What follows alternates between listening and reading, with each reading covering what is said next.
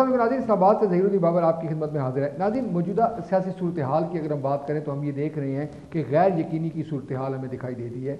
ये कहा जा रहा है कि तहरीक इंसाफ इस कदर बड़ी अवामी ओपिनियन के साथ सामने आ रही है कि जो दो बड़ी सियासी जमातें हैं उनको ख़तरात दरपेश हैं। लोगों की एक बड़ी अक्सरियत इस वक्त ये चाह रही है कि तब्दीली आए और तब्दीली की सूरत में इमरान खान उनके सामने मौजूद है। दोनों जो बड़ी सियासी जमातें हैं वो इस हवाले से इनकार करती हैं। उनका ये कहना है कि जो उनका वोट बैंक है वो कतई तौर पर इमरान खान साहब की मकबूलियत से मुतासिर नहीं होगा। उनका ये भी कहना है कि एक जलसे के बाद इमरान खान साहब को इतना बड़ा जो बना दिया गया है कि वो एक बड़ी सियासी कुव्वत के तौर पर सामने आ रहे हैं। इन मफरूज़ों में कतई तौर पर कोई सदाकत नहीं। इस तमाम सूरत हाल पर गुफ्तगू करने के लिए आज हमने अपने प्रोग्राम में जिम्मे दी है वज़ीर-ए-आज़म के मुशीर बराए कानून और इंसाफ व पार्लिमानी अमूर गुलाम फारूक अवान साहब। अवान साहब, वेलकम। बहुत शुक्रिया जी। अवान साहब, ये बताएं कि ये कहा जाता है कि दो बड़ी सियासी जमातें हैं उनको चैलेंजेस दरपेश हैं। इस वक्त जो पब्लिक ओपिनियन है वो उनके खिलाफ हो रही है और लोग ये तब्दीली चाह रहे हैं और तब्दीली की जो सूरत में तहरीक इंसाफ उनके सामने मौजूद है। पहली बात तो ये है कि पाकिस्तान में दो जमाती निज़ाम कभी भी नहीं रहा।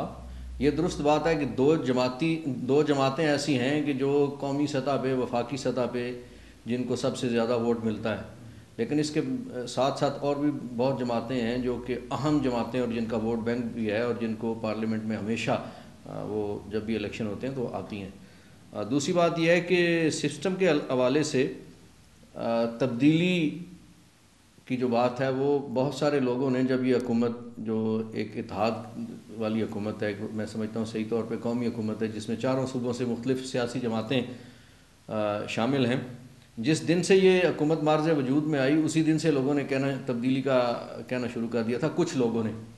और वो लोग आपके इल्म में है कि जिनके ख़ास मफादात वाबस्ता हैं, जिनके मफादात पे ज़द आई थी या जिनकी रोटी रोज़ी या चूल्हा चौका जिनका उजड़ गया था, उन्होंने पहले दिन से ही कहना शुरू कर दिया कि ये हुकूमत जो है पहला बजट भी नहीं दे पाएगी। अब तो अल्लाह की मेहरबानी से 4 बजट देने के बाद 5वें बजट की जानब ये हुकूमत गामजन है। जहाँ तक ताल्लुक़ है इमरान साहब के सियासत में मुतहर्रक होने के हवाले से, तो मैं ये कहूँ कि जो बच्चा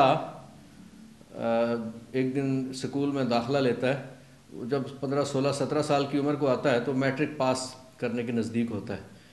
तो मैं समझता हूँ इमरान खान की जो जमात है वो स्टेज पे आ गई है कि मैट्रिक का इम्तहान अब उन्होंने देना है। आपके नज़दीक मैट्रिक इमरान खान साहब जो है वो इस वक्त महज उन्होंने मैट्रिक पास किया है और यूनिवर्सिटी तक का जो अभी सफ़र है सियासत में उनका भी बाकी है। मैट्रिक पास करना बड़ा ज़रूरी है उनके लिए।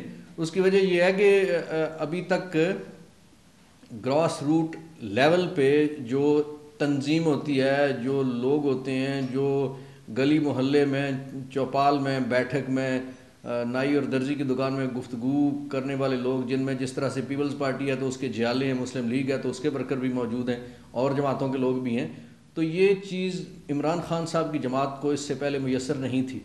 अब हुआ ये है कि बहुत सारी जमातों के ऐसे लोग, जिन्हें दूसरे लफ्ज़ों में आपका मीडिया चले हुए कारतूस कह रहा है, ऐसे लोग के जो मुख्तलिफ़ वजूहात की बिना पे उन जमातों में एक्सेप्टेबल नहीं हैं, वहाँ से निकाल दिए गए या ख़ुद निकल गए हालात की वजह से, या किसी वजह से सियासत में वो पीछे रह गए इलेक्शन हार के। क्योंकि अब तक जितने लोग भी इमरान खान साहब की जमात में शामिल हो रहे हैं उनमें कोई काबिल ज़िक्र सियासी आदमी ऐसा नहीं है कि जिसने टॉप लीडरशिप से, पाकिस्तान पीपल्स पार्टी हो, नून लीग हो, जमात इस्लामी हो, MQM हो, ANP हो, JUI हो, यही बड़ी जमातें पाकिस्तान में, कि उनमें से कोई टॉप लीडरशिप में कोई मेन 4-5 पहले जो ओहदे होते हैं उनमें से कोई सेनेट में से, कौमी असम्बली में से कोई MPs की तादाद कोई ग्रुप को गया हो, तो इसलिए कोई ऐसी सूरत नहीं है।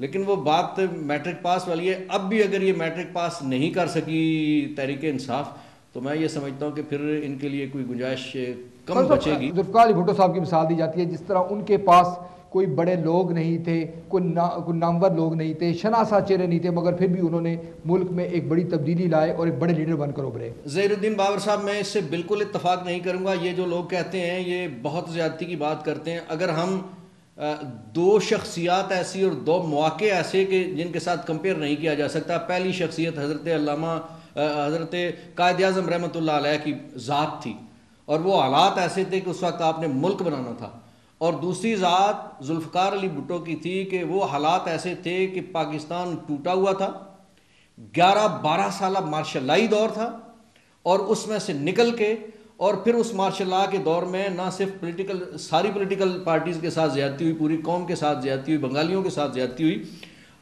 कायद आज़म की बहन मोहतरमा फातिमा जना जैसी शख्सियत को एक झुर्लू इलेक्शन के ज़रिए से इलेक्शन हरवाया गया था। तो वो इतनी एक नफरत डिवेलप हुई थी, इतना बड़ा वैक्यूम था पॉलिटिकली कि उसमें एक बहुत बड़ी सियासी जमात की ज़रूरत थी।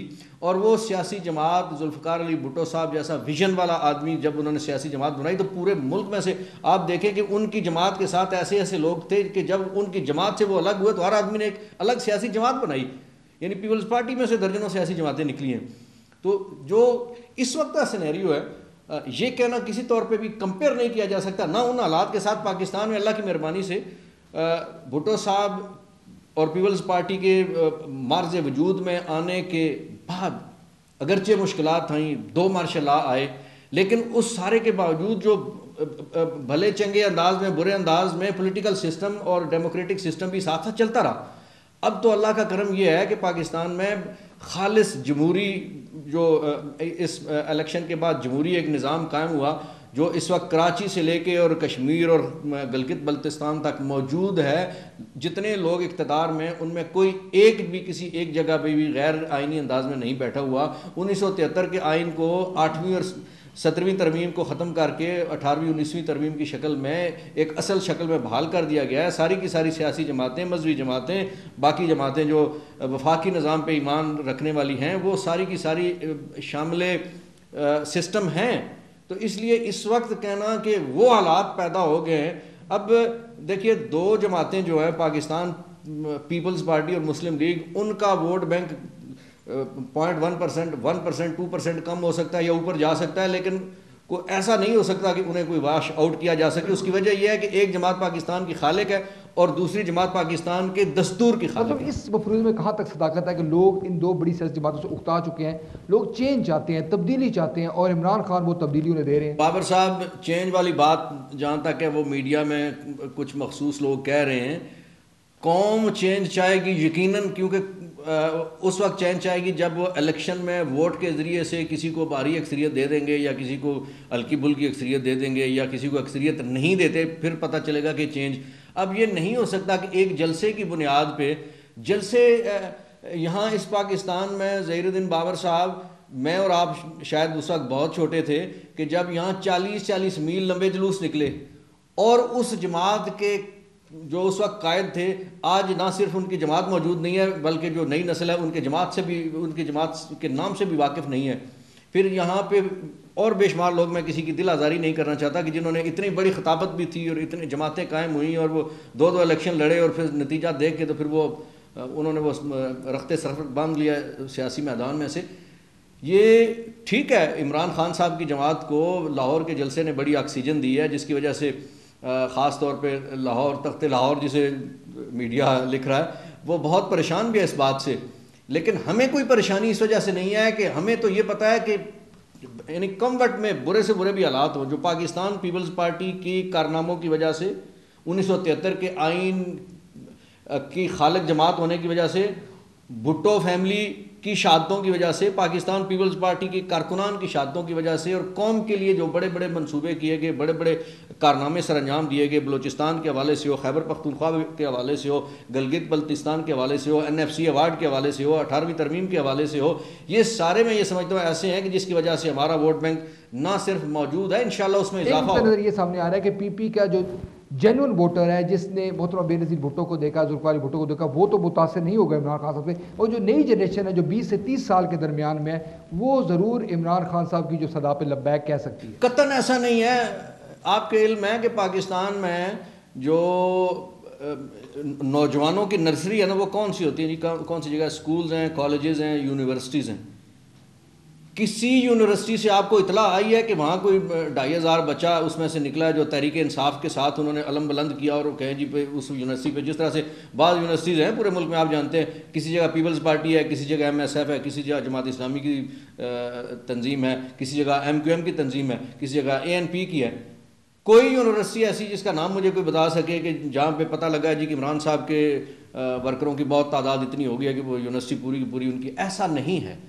नौजवान एक तासर देने की कोशिश की जा रही है। और बात दिलचस्प बात यह है कि चूंकि इमरान खान साहब अब तो वो जवानी से दूसरी तरफ मेरी उम्र में आ रहे हैं, वो एक चूंकि खिलाड़ी थे और शुरू में खिलाड़ियों में से या नौजवान नस्ल में से कुछ दोस्त उनकी तरफ अट्रैक्ट हुए, बच्चे अट्रैक्ट हुए, और फिर उन्होंने अपने चंद दोस्त यारों को आगे कर लिया, और फिर उनकी जमात में जो शामिल होने वाले हैं वो भी इसी नौयत के अक्सरियत में ऐसी तादाद थी।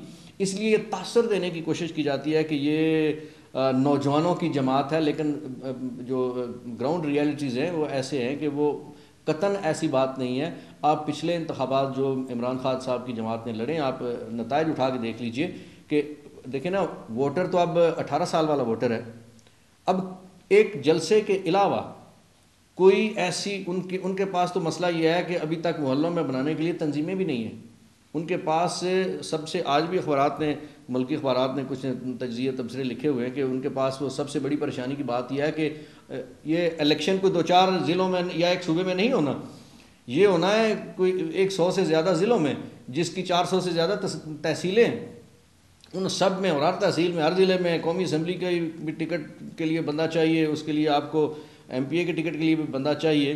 तो फिर यकीनन तहरीक इंसाफ की तरफ कुछ लोग गए हैं, लेकिन उनकी तादाद इतनी ज़्यादा नहीं है कि जिसकी वजह से किसी तब्दीली की बात की। अब समझते हैं कि ये सूरत हाल बरकरार रहती है तो नून लीग और पाकिस्तान पीपल्स पार्टी के दरमियान मुस्तकबिल में इत्तेहाद हो सकता है किसी एक नुक्ते पर? नहीं, कतन ऐसा नहीं है। दीगर जमातें नहीं जा रही बड़ी खुल के।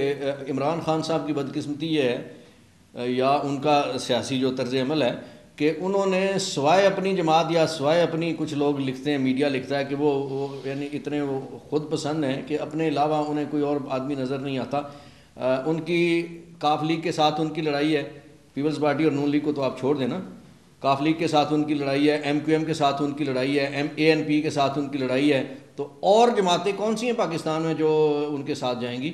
और रजिस्टर्ड जमातें तो हो सकता है 2-4 दर्जन ऐसी हों कि जिनके अपने 4 पहले अहदेदार भी मुकम्मल नहीं हैं। इसलिए कौमी सतह पे भी कोई ऐसी जमात नहीं है कि जो उनकी तरफ अट्रैक्ट कर रही हो।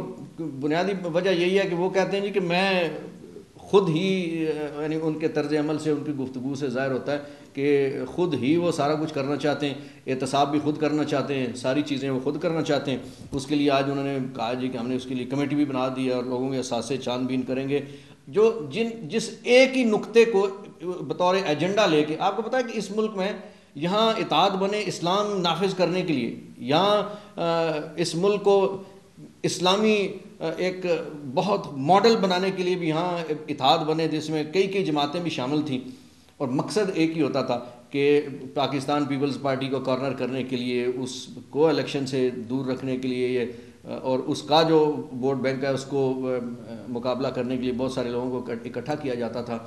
और फिर उसके नतायज जो हैं वो आपके सामने तारीख़ अब लिख रही है कि वो क्या कुव्वतें थी जिन्होंने वो इताद करवाते थे।